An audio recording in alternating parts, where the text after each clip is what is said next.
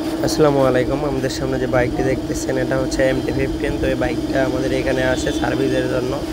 তো উনি জানায়, আমরা বলি এই গাড়িটাতে মানে ছোট বাচ্চার প্রস্রাবের গন্ধ কেন। তো উনি বলে আমার বাসায় বিড়াল আছে, তো ওই বিড়ালের গন্ধ। তো যাই হোক, গাড়িটা আগে আমরা ধুয়ে নিছি। এই যে দেখেন, এগুলো আমরা তুলতেছি। আর এখানে যতগুলো বাইক দেখতেছেন এগুলো কিন্তু সবগুলো আমাদের কাজের গাড়ি। তো যাই হোক, আমরা এখন মূল প্রসঙ্গে চলে আসি। তো এই গাড়িটার পিছনের ব্রেক চেপে যায় এবং ব্রেক হয়ে থাকে। এই যে দেখেন, পিছনের যে ব্যাক চেসিসের যে শকআপের যে মনোটনের যে মনো সাসপেনশনের যে টি সেট আছে, এটা কিন্তু যে আমার এখানে কিন্তু দাগ আছে। তো এই ক্ষেত্রে শকআপটা খেলতো না এবং কাজ করতো না। তো এগুলো যেহেতু জ্যাম ছিল, আর এগুলো আমরা অবশ্যই ক্লিন করাই দিব। আর এখানে যেহেতু ব্রেকটা কাজ করতেছিল না, আর এই যে এটা হচ্ছে ব্যাক চ্যাসিস। এই যে দেখেন, এটা স্ট্রোক অবস্থায় কিন্তু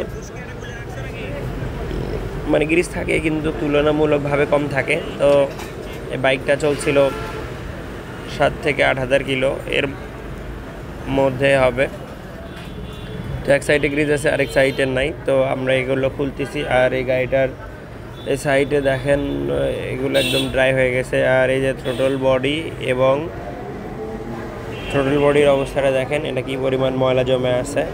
তো এগুলো কিন্তু আমরা অবশ্যই ক্লিন করাই দিব। তো একটু দেখুন আর আমাদের সঙ্গেই থাকুন। অবশ্যই ভালো লাগলে আমাদের ভিডিও আপনারা কমেন্টে আপনাদের মূল্যবান মতামতগুলো লিখে যাবেন। তো এই তো দেখলেন, এখন আমরা ইঞ্জেক্টরটা খুলবো। এই যে দেখেন, ইঞ্জেক্টরটা কিন্তু অন্য বাইকের তুলনায় একদম আলাদা MT-15-এর। তো BS6 যতগুলো বাইক আছে সবগুলোরই কিন্তু ইঞ্জেক্টর আলাদা।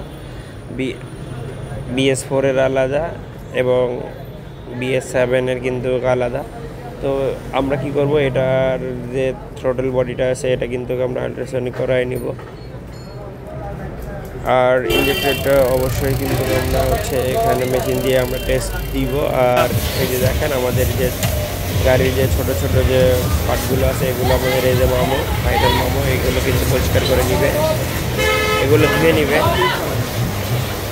তো দেখেন, এখানে প্রতিটা অংশ ওখানে তেল দিয়ে পরিষ্কার করার পর এখানে ফাইনালি পানি দিয়ে একবারে ধুয়ে রাখে দেওয়া হবে। ঠিক প্রতিটা পার্ট আমরা এইভাবেই ধুয়ে মুছে চকচকে করে রাখি। তো আমরা এখন এই বাইকের আরও যে প্রবলেমগুলো আছে ওগুলো কিন্তু সলভ করে দিব। আর থ্রোটল বডিটা যেহেতু রেডি হয়ে গেছে, তো এই যে দেখেন, এটা কিন্তু আমরা মেশিনের মধ্যে দিয়ে দিচ্ছি। এটা মেশিন যে টাইম আছে এটা সেট করে দিলে ও নিজেই ক্লিন হয়ে এটা বন্ধ হয়ে যাবে। আর আমরা এখান থেকে বের করে এটা ক্লিন শেষে এটা আমরা লাগাই দিব। আর আরেকটা যে বিষয় সেটা হচ্ছে এর যে ব্রেক প্যাডেলের যে থাকে, যদিও এই বাইকটা আনঅফিসিয়াল। তো এই বাইকটা দেখেন, এখানে ব্রেক প্যাডেলের নাটটা এত পরিমাণ টাইট, সেক্ষেত্রে এখানে পায়ের ব্রেক করলে কিন্তু এটা আটকে থাকতো।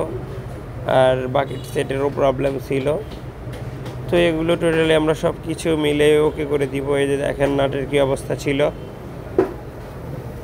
তো আশা করি আপনারা এই গাড়িটার যে ভালোটা এটা বুঝতে পারলেন।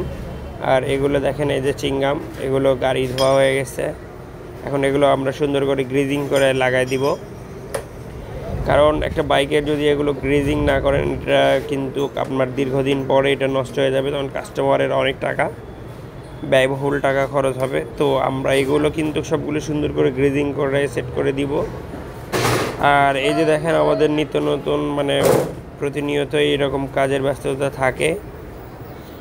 আর আরেকটা যে বিষয় শেয়ার করি, এই গাড়ির হচ্ছে এই নাটটা, ইঞ্জেক্টরের এই নাটটা ভেঙে গেছিলো। এখানে অরিজিনাল অবস্থায় এটা আঠা দেওয়া থাকে। তো আমরা এটা লেদ থেকে আমরা এটা ফ্রি করে নিছি, এদের ভাঙা অংশ এটা বের করে নিছি। এই গাড়িটার A to Z যে প্রবলেমগুলো ছিল ওগুলো আমরা সব কিছু ওকে করছি। আর এখানে যেহেতু বিড়াল প্রস্রাব করছিল, ওই জন্য আমরা এখানে সব কিছু রং করে দিচ্ছি। আর এই যে দেখেন, এগুলো সব কিছু আমরা কি করছি, ভালোভাবে ক্লিন করে গ্রিজিং করে আমরা লাগাই দিছি। এই যে গাড়িটি ওকে হয়ে গেছে। এই যে দেখেন, কাস্টমার নিয়ে চলে আসছে।